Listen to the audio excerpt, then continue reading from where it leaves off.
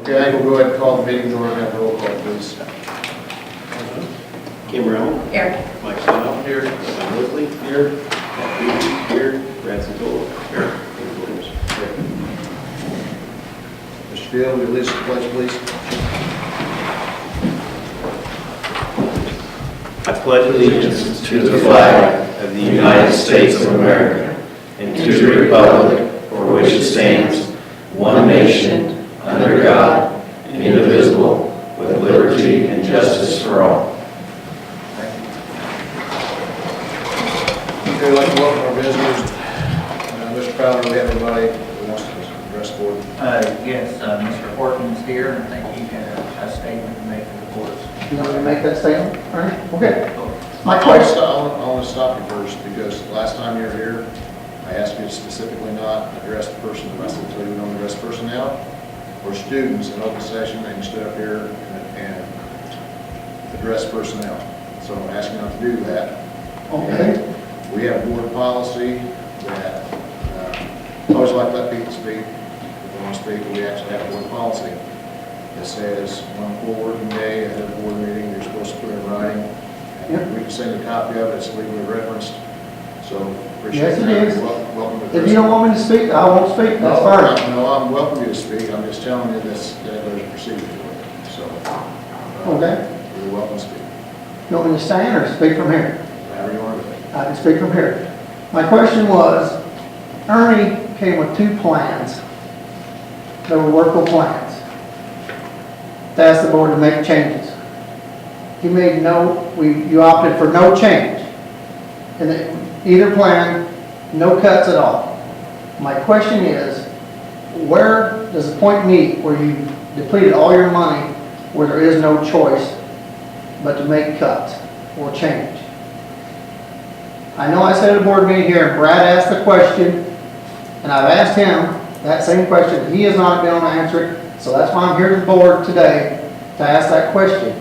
Has the numbers been run to say, if we lose this many kids, if the state comes down, we know we're all paying $1 million that you borrowed, where does that run out, and how drastic are the cuts when that happens? Because you went to the well with your $1 million. I don't think you can go to the well again. I'm not saying you can't, but our taxes are already the highest in the county before you levied the $1 million. I don't realize other districts have problems too, but look what Maroa did. As everybody's read the paper, they kicked the can, used up all their reserves, and now they're in a mess. We're not going to kick the can, number one. I'm going to get too in depth with this right now, because we're going to evaluate things year to year, but you cannot, I told you this last time, you cannot compare one district to the other unless they're identical. I don't know what part of that you don't understand. Two districts have to be identical in their makeup, in their assessed valuation, their industry. They have to be identical before you can compare one tax rate to another. We still have the same base tax rate that we had 10 years ago when we started this district. You got the same one that you've had 10 years ago. You've not gone up. Your $1 million is not going to affect your rate. You want to address that? Well, and I think what Leonard is talking about is the actual tax rates that were set by when the school district consolidated and the voters voted on the tax rate for the capped funds. Those have never been changed in 10 years. The board that I know that I've been here, we've not gone for a referendum to raise like the ed fund tax rate or anything. Your question about the rate as far as the bonds, they will go up. And back when the board chose to sell those bonds, or when they entered into talks about those bonds, the bonding agent had said that they would go up about 20 cents, I believe is what he said. 20 cents a thousand Per $100 of assessed valuation. per $100 of assessed. That's a rough figure. And that'll go on for how many years? Like 7? It's a 7-year payback. That's what I was thinking, it was 7 years. And then that will come off. Yes, and that can come off at the end of that 7 years. You know, it's a temporary tax. Right. But, and when you foresee digging into the $1 million, I'm not sure, you know, I mean, we'll have to reevaluate at the end of this year to see what the final budget turns out to be. You know, my goal is that we put that off as long as we can, and we don't want to start living off of these reserves. That's when districts start to face trouble. You know, just like our personal finances, when you start dipping into your savings account to live on paycheck to paycheck, you have trouble. You know, hopefully we're not going to get to that point for 2, 3, 4 years, but we've got that money there in case we do. All right, I mean, I can't give you a specific year that might occur. but you don't foresee it happening in the next 2 years? I don't think it will in the next couple of years. And I mean, I say that, but there's a lot of factors. The state could come along and say, we're going to prorate your state aid at 50%. If that's the case, we'll take a hit. You know, it'll come quicker than what we had anticipated. But if revenue exists at the current level, I think, you know, we'll get by another couple of years, 2 to 3 years, maybe before we have to dip in. So, and I hope I'm wrong. I hope I can come back to you 2, 3 years from now and say we've not had to dip into them yet. It may be 2 or 3 more years. That's what I'm hoping. And we've been proactive. We've made cuts every year for the last, how many? Yeah, I mean, major cuts that nobody's noticed, but it's been beneficial for us because we've been able to save that money. Wait and see.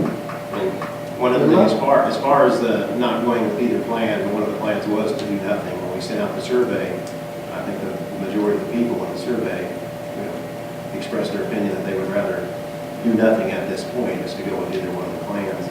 We as a board decided that we would table this matter, and we'd come back and discuss it, and maybe do something for the 15, 16 year possibly. Or at this point, we're just kind of giving it a year. We had you know, some teachers come and talk to us and address the board and express their concern, you know, of the fact that we've got some good grade schools right now, and they didn't want to see any changes. So it was a difficult decision, you know, of which plan to go with. And I think we'll vote again just point to table it for a year and discuss it. Earlier days. All right, we'll just play it year by year. I'll be back to ask when you start cutting into the $1 million. Okay, consent agenda. Does anybody have any questions or comments on the consent agenda?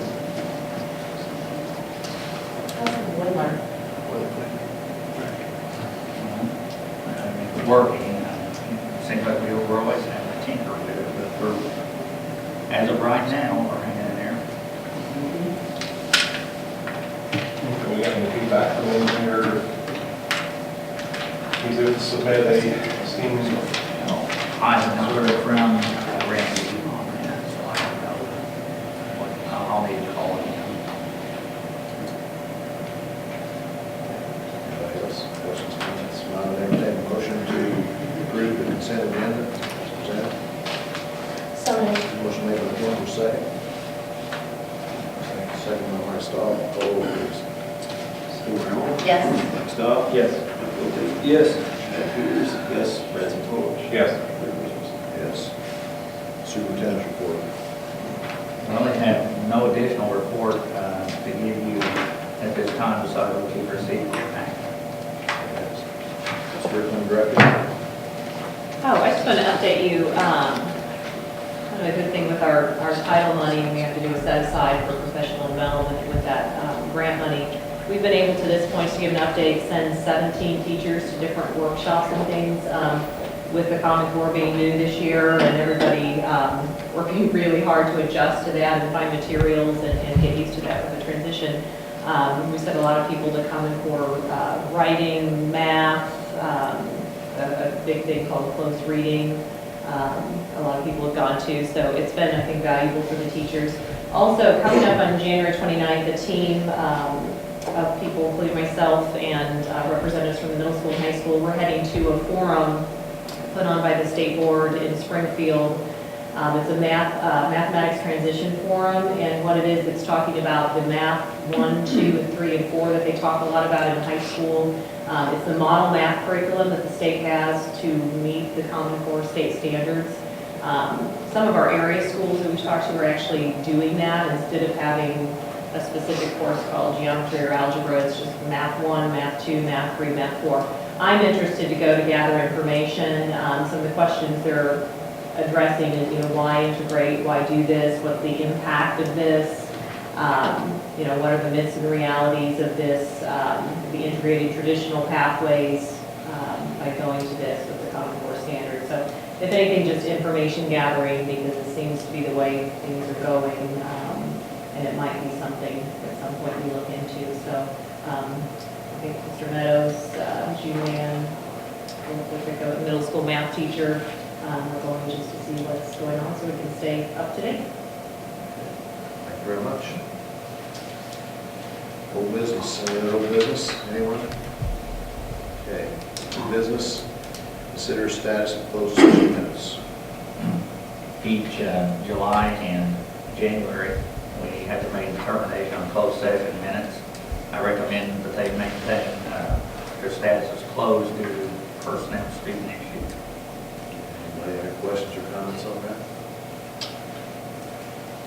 Have you had that, have you motion on this since you guys have been on the board? Understand how that works? No. You want to kind of explain that to these guys? Usually, of course, by law, we keep closed session minutes when we go into closed session. And twice a year, the board has to decide if you make those open to the public or keep them closed. Generally, because of the Personnel Records Act, Student Records Act, boards will normally keep those closed because of the nature of that. And that's what we do in this board. And I think we may have voted on this. You guys would have been on the board in January. In June? In June. June, July. So I think you would have had a vote on it back then, because you were seated in April. Could be, I just didn't recall that anybody take the time to explain to me Yeah. at that time, so that's my fault. I should have had somebody explain it to you. So. Do you, if you were to open them, can you specify what parts of the closed minutes you open?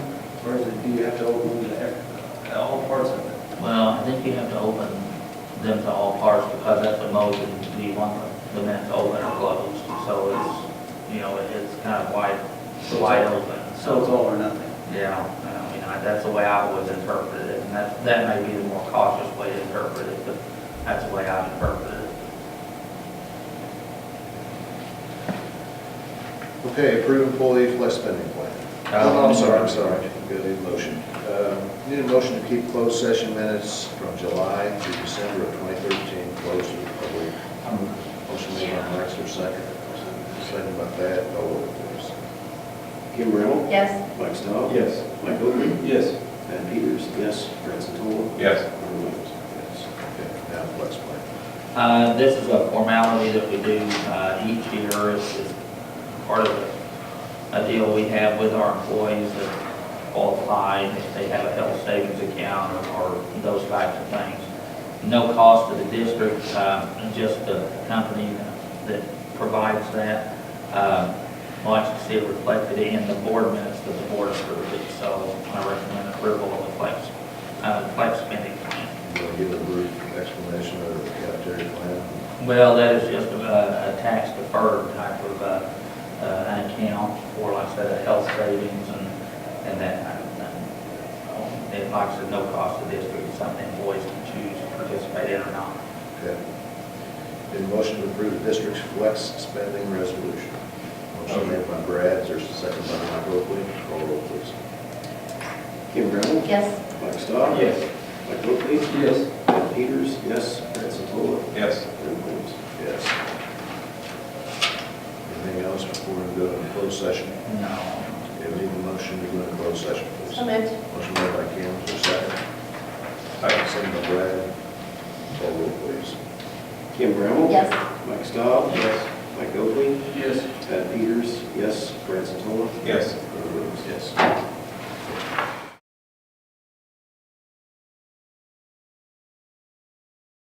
Closed session minutes as read in closed session. Motion made by Mike Oakley, second by Kim. Call roll, please. Kim Brown? Yes. Mike Stowe? Yes. Mike Oakley? Yes. Pat Peters? Excuse me. Brett Santola? Yes. Earl Williams? Yes. Okay, we need a a motion to accept the resignation of Rachel Mannion as lunchroom supervisor effective December 20th, 2013. Motion made by Mike, second by Kim. All in favor, say aye. Aye. Opposed? I need a motion to adopt the separation agreement agreed to between the superintendent and the IEA SBDA. So moved.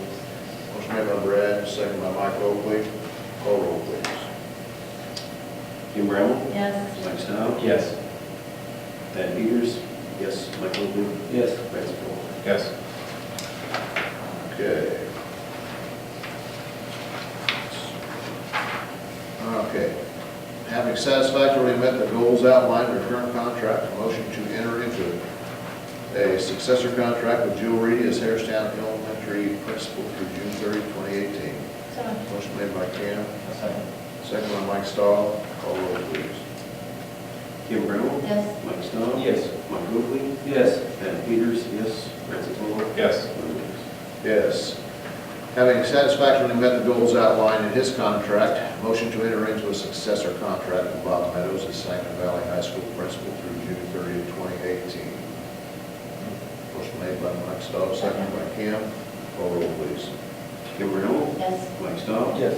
Mike Oakley? Yes. Pat Peters? Yes. Brad Stone? Yes. Yes. Having satisfactorily met the goals outlined in his contract, need a motion to enter into a successor contract with Jonathan Field as Sangamon Valley Middle School Principal through June 30, 2018. So moved. Motion made by Thad, is there a second? Second. Second by Brad Santola. Call roll, please.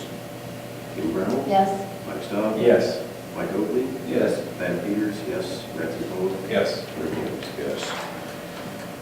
Having satisfactorily met the goals outlined in his contract, a motion to enter into a successor contract with Ernie Fowler as Sangamon Valley CUSD number 9 superintendent through June 30, 2018. Motion made by Mike Staub, seconded by Kim. Call roll, please. Kim Brown? Yes. Mike Stowe? Yes. Mike Oakley? Yes. Pat Peters? Yes. Brad Stone? Yes. Yes. Okay. We need a motion to adopt the non-certified seniority list as presented. So moved. Motion made by Kim, is there a second? I'll second. Second by Thad. Call roll, please. Kim Brown? Yes. Mike Stowe? Yes. Mike Oakley? Yes. Pat Peters? Yes. Brad Stone? Yes.